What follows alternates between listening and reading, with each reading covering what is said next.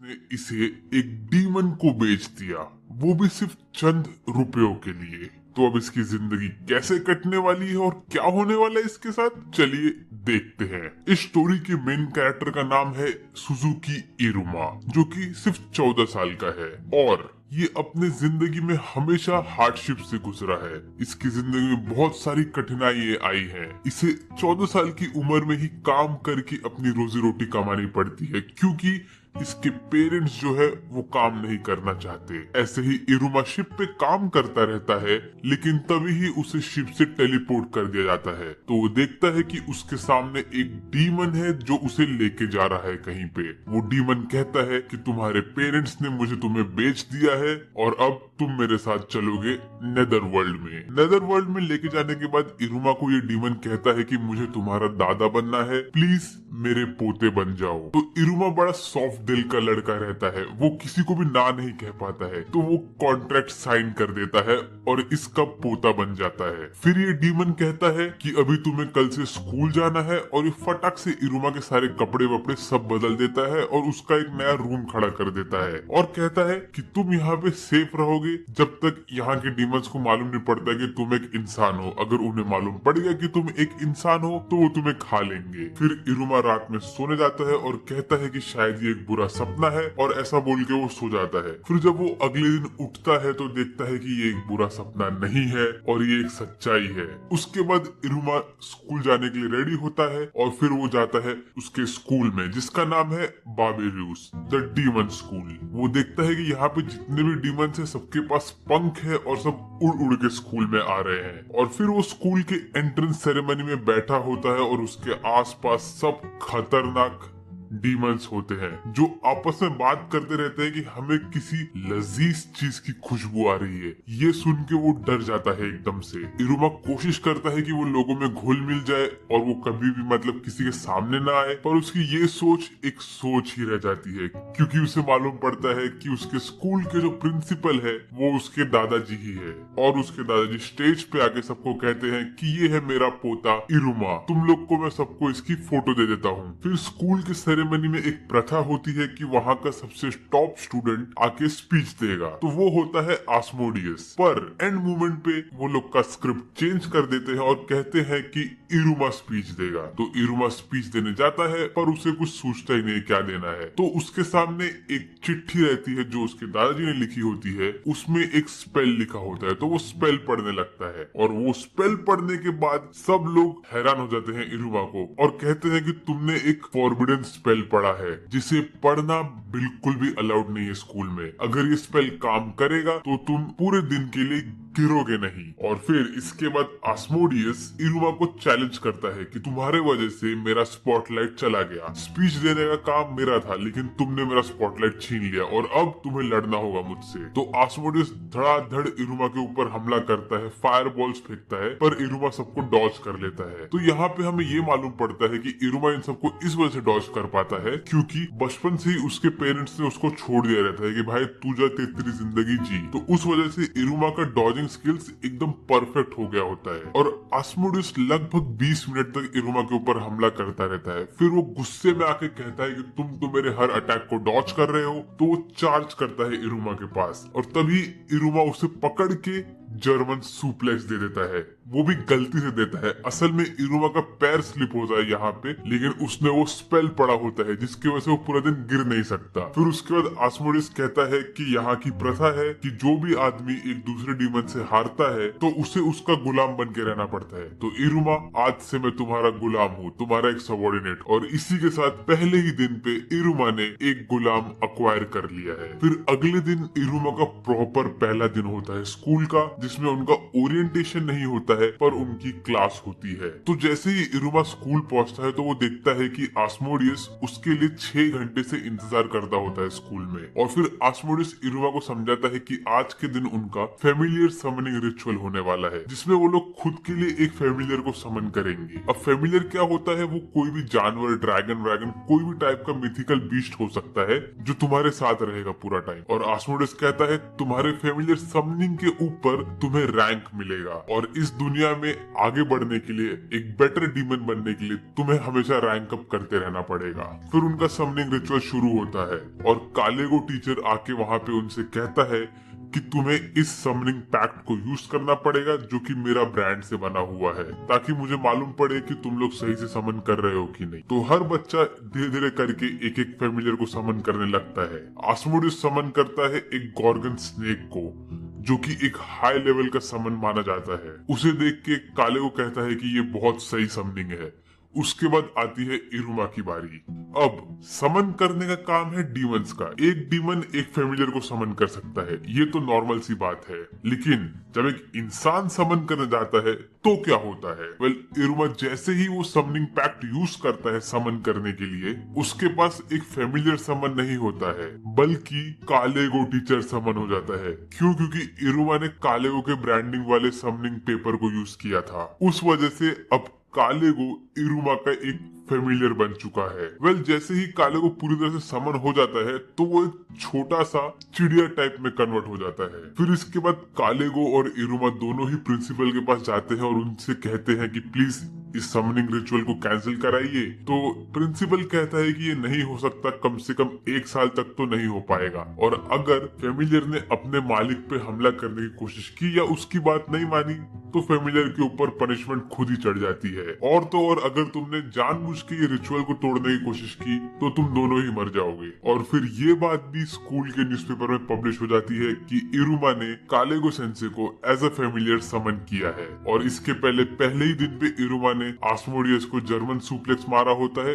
वो भी छप गया होता है न्यूज़पेपर में। इसके बाद इरुमा मिलता है एक ग्रीन बाल वाली लड़की से जिसका नाम होता है क्लारा। फिर क्लारा इरुमा से बात करने लगती है और खुद का इंट्रोडक्शन देने लगती है। तभी एक टीचर आते हैं और वो इरुमा, आस्मोडियस और क्लारा इन तीनों को रस्सी बांध के बाहर फेंक देते हैं। फिर क्लारा इरुमा को बोलती है प्लीज प्लीज प्लीज मेरे साथ खेलो, और प्लीज सुन के इरुमा पिघल जाता है और वो क्लारा के साथ खेलने लगता है। यहाँ तक कि आस्मोडियस को भी खेलना पड़ता है क्लारा के साथ। 3 सीनियर लोग आते हैं क्लारा के पास और कहते हैं क्लारा हमें भूख लगी है, हमें प्यास लगी है, हमें कुछ दो। तो क्लारा अपने जेब पे हाथ मारती है और उसके जेब से चीजें निकलने लगती है खाने की, और वो उन तीनों को दे देती है और वो तीनों लेके निकल लेते हैं वहां से। फिर कुछ समय बाद वो लोग आते हैं और क्लारा से और चीजें लेते हैं।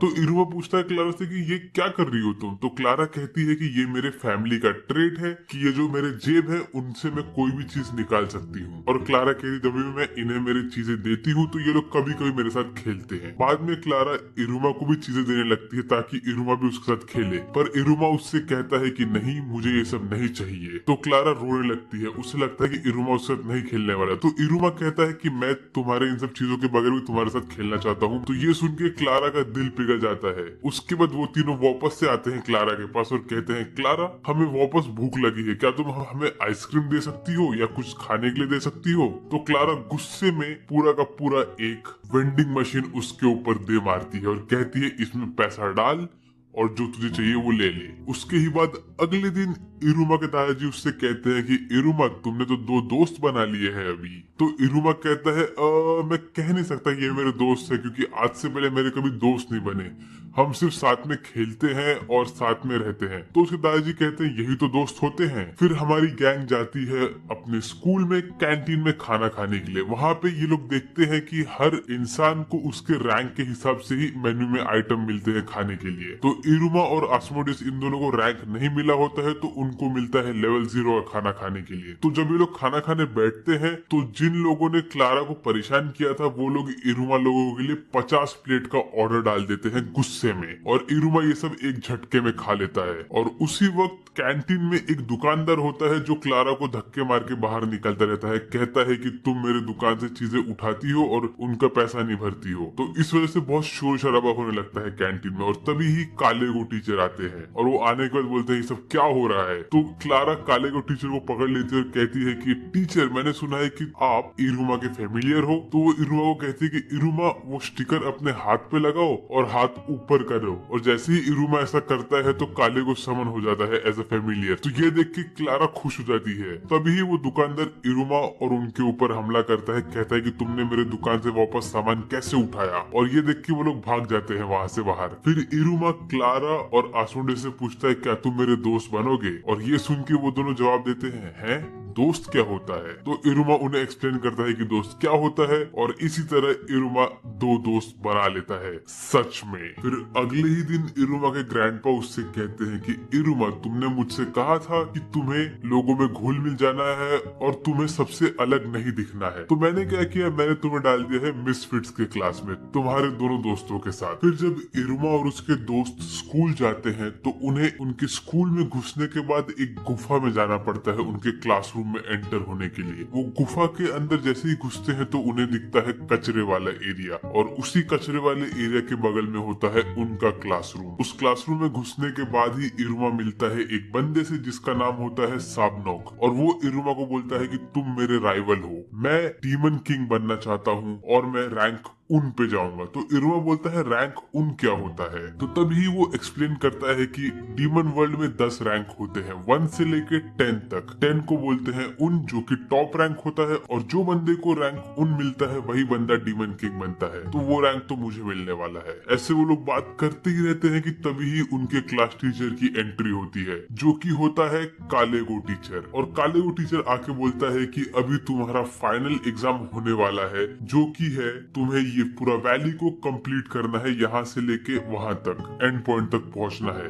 वहां तक पहुंचने के 2 रास्ते हैं, एक है जो कि बड़ा आसान रास्ता है लेकिन बहुत लंबा है, और एक है जो कि छोटा रास्ता है लेकिन खतरों से भरा हुआ है। वो कहते हैं कि तुम्हारा रैंक डिटरमाइन होगा तुम्हारे फेमिलियर समनिंग के रिजल्ट्स को लेके और इस रेस के रिजल्ट्स को लेके। तभी साबनोक बोलता है कि मैं तो छोटा वाला रास्ता लूंगा क्योंकि एक डीमन किंग को वही रास्ता लेना चाहिए, और इस वक्त तो डीमन किंग की कुर्सी खाली भी है, तो मैं फटाक से रैंक अप करूंगा और डीमन किंग बन जाऊंगा। फिर काले को बोलता है कि वो रास्ता मत लो क्योंकि वो रास्ता बंद है फिलहाल के लिए, क्योंकि वो एरिया का जो गार्डियन है वो इस वक्त बहुत गुस्से में है। ऐसा बोल के वो रेस स्टार्ट कर देता है। सारे डीमन अपने पंख निकाल के उड़ने लगते हैं और इरुमा खाई में गिरने लगता है। सारे के सारे डीमन धीरे धीरे रेस में आगे आगे बढ़ते रहते हैं, लेकिन इरुमा को एक कौवे ने पकड़ के रखा होता है। उसके बाद वो कौवा उड़ते उड़ते डर जाता है और इरुमा को गार्डियन के नेस्ट में गिरा देता है। पर इस वक्त गार्डियन लड़ता होता है साबनॉक से। फिर इरुमा देखता है कि गार्डियन के नेस्ट में जो उनका बच्चा होता है उसके पैर में चोट लगी होती है, तो इरुमा उसके पैर की चोट ठीक कर जाता है, और उसी में इरुमा के हाथ से एक खून का बूंद टपक के वो गार्डियन के बच्चे के पैर के चोट में गिर जाता है, और उस वजह से उसकी चोट ठीक हो जाती है। तो इरुमा कहता है लगता है कि इंसानों का खून यहाँ पे डीमंस के बॉडी को ठीक कर सकता है। फिर इसके बाद वो गार्डियन का बच्चा इरुमा को अपने पीठ पे बैठाता है और उसको उड़ा के लेके चला जाता है कहीं पे, और उसी वक्त साबनॉक से लड़ रहा होता है गार्डियन, और साबनॉक कहता है लगता है मैं तो डीमन किंग बनने के पहले ही खत्म हो जाऊंगा भाई। साबनॉक ने ऑलमोस्ट हार मान ली होती है गार्डियन के अगेंस्ट, पर वो बोलता है नहीं, मैं एक डीमन किंग बनना चाहता हूँ तो मैं हार नहीं मान सकता। तो वो अपना ब्लड लाइन मैजिक यूज करता है, जो कि होता है कि वो कोई भी चीज चबा रहा होगा तो वो उस चीज के मटेरियल से एक वेपन बना सकता है। तो वो धड़ाधड़ वेपन्स बनाता है और गार्डियन के ऊपर हमला करता है, पर सारे हमले नाकामयाब होते हैं उसके। तो गार्डियन उसके ऊपर फाइनल हमला करने ही वाला होता है कि तभी इरुमा आता है और रोक देता है सब कुछ। तो जो गार्डियन का बच्चा होता है वो गार्डियन से बात करता है, कहता है कि इन लोगों ने मेरी जान बचाई है। तो गार्डियन और गार्डियन का बच्चा दोनों ही बाव करते हैं इरुमा के सामने, और फिर सारे बच्चे धीरे धीरे करके रेस कंप्लीट करते हैं। पहले रैंक पे आता है आस्मोडियस और दूसरे रैंक पे आती है क्लारा, क्योंकि वो आस्मोडियस के पीठ पे बैठी होती है पूरा टाइम। फिर ऐसे बहुत टाइम बीत जाता है, लेकिन इरुमा और साबनोक इन लोग का पता ही नहीं रहता है कुछ। तो कालेगो सेंसे इन लोग का नाम कट कर देता है, पर तभी ही इरुमा और सब लोग आते हैं गार्डियन के ऊपर। ये देख के सारे बच्चे हैरान हो जाते हैं। फिर वो लोग का रैंक डिटरमाइन करने का टाइम आता है, तो काले को एक आउल को बुलाता है जिसके जेब में लोग वो हाथ डाल के उनके रैंक का बैच निकालना होता है। आस्मोडियस को मिलता है रैंक 4 और क्लारा को मिलता है रैंक 3, और ऐसे ही बाकी सब बच्चों को रैंक 2 रैंक 1 मिलता है। साबनोक को मिलता है रैंक 2। और जब इरुमा की बारी आती है तो जैसे ही वो हाथ डालता है वो आउल के जेब में, तो उसके हाथ में कोई बैज नहीं आता है, पर आती है एक गोल्ड वाली अंगूठी। तो वो देख के साबनॉक बोलता है कि ये अंगूठी है डीमन किंग की। तभी वो अंगूठी में से एक स्पिरिट निकलता है और वो जोर जोर से चिल्लाने लगता है, जिसकी आवाज पूरे स्कूल में गूंजती है। और फिर आस्मोडियस और साबनॉक उस अंगूठी को रोकने की कोशिश करते हैं, लेकिन वो दोनों ही नाकामयाब हो जाते हैं। तभी ही इरुमा के दादाजी वहाँ पे आते हैं और वो अंगूठी को अपना एनर्जी खिलाते हैं और बोलते हैं चल बेटा शांत हो जा। और तभी वो बोलते हैं कि इस अंगूठी का नाम है द ग्लिटनस फीडर रिंग, और ये अंगूठी जब भी किसी के हाथ में आ जाती है तो कभी नहीं निकलती। वेल, इन सब तमाशे में इरुमा को उसका रैंक मिलता ही नहीं है। तो इन दी एंड स्कूल वाले डिसाइड करते हैं कि इरुमा को हम लोग देंगे रैंक 1, जो कि है सबसे लोएस्ट रैंक। और इसी के साथ मैं ये पहला पार्ट कंक्लूड करता हूँ इस एनिमे का। इसमें मैंने एपिसोड 1 से लेके एपिसोड 5 तक का